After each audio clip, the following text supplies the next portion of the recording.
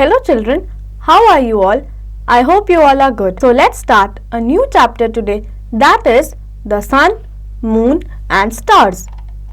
The sun shines during the day in the sky. Stars twinkle at night and make patterns. The moon looks like a big white ball. All of them are seen in the sky. तो बच्चों हमें आसमान में सन, सूरज, moon, चांद and stars तारे नजर आते हैं. सन हमें दिन में दिखाई देता है. मून एंड स्टार्स हम शाम को या रात को देख पाते हैं. The sun is a star. It is round, bright and hot. It is a big ball of fire. It gives us heat and light. It looks small because it is far away from us. बच्चों सन भी एक star है. वो shape में round है और उससे हमें हीट एंड लाइट मिलती है. The earth moves around the sun. The sun is bigger than the earth. During cloudy weather, we cannot see the sun. The sun makes our day bright and warm.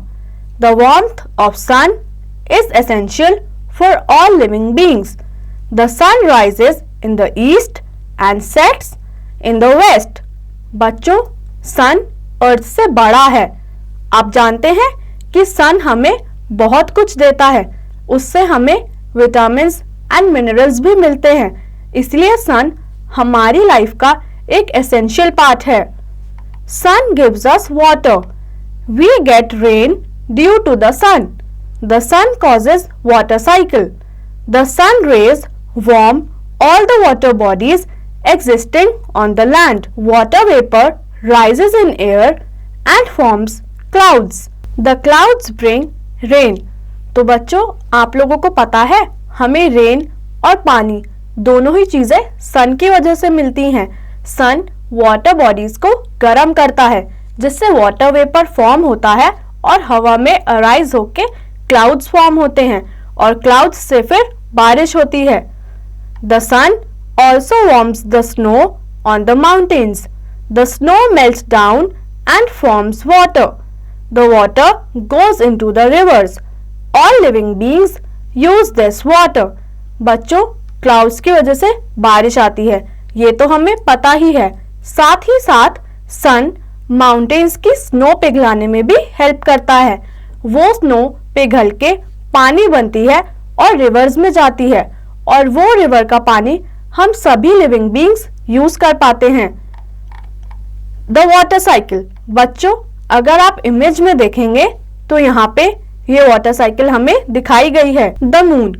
Eight night we see a bright silver ball like object in the sky. It is the moon. The moon is our closest neighbor in the sky. It moves around the earth. The moon is round and smaller than the sun. It is not as bright and hot as the sun. It gets light from the sun. It gives us light at night. तो बच्चों जब रात हो जाती है तो हमें आसमान में मून दिखाई देता है. मून अर्थ के अराउंड मूव करता है. उसका साइज सन के कंपैरिजन में थोड़ा छोटा होता है. उससे हमें हीट नहीं मिलती पर वो हमें थोड़ी लाइट जरूर दे पाता है. The moon is not always round. We see different shapes of the moon on different nights. बच्चों मून की शेप हमेशा राउंड नहीं रहती. उसकी शेप किसी किसी रात पे चेंज हो जाती है. On some nights the moon looks like this. This is called crescent. बच्चों अगर आप इमेज में देखेंगे तो कभी कभी मून ऐसा भी दिखता है और उसको हम क्रिसेंट कहते हैं. On some night it looks like this.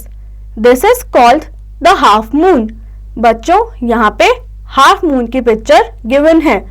On some nights it looks like this. This is called the gibbous. बच्चों कुछ रातों पर मून ऐसा भी दिखाई देता है, इसे हम गिबस कहते हैं. On some night it looks like this. This is called the full moon. जब हम ऐसा राउंड मून देख पाते हैं उसे हम फुल मून कहते हैं. The stars. At night, we see a large number of bright objects called stars in the sky. We cannot count them. They twinkle all the night. They are very big, hot and bright as the sun. तो बच्चों, हमें रात को आसमान में तारे भी दिखाई देते हैं. वो बहुत सारे होते हैं. हम उन्हें काउंट नहीं कर सकते. वो भी सन की तरह हीट एंड लाइट दोनों ही हमें देते हैं. Stars are very far away from the earth, so they look very very small. Stars are not visible at daytime. They make patterns at night in the sky. बच्चों, stars अर्थ से बहुत दूर हैं, इसीलिए वो हमें बहुत छोटे दिखाई देते हैं. Think and answer. बच्चों, इन क्वेश्चंस का आंसर आप खुद से करेंगे. So this brings us to the end of this chapter. I hope आप सभी को ये चैप्टर अच्छे से समझ आया होगा और आप इसकी एक्सरसाइज की प्रैक्टिस खुद से करेंगे.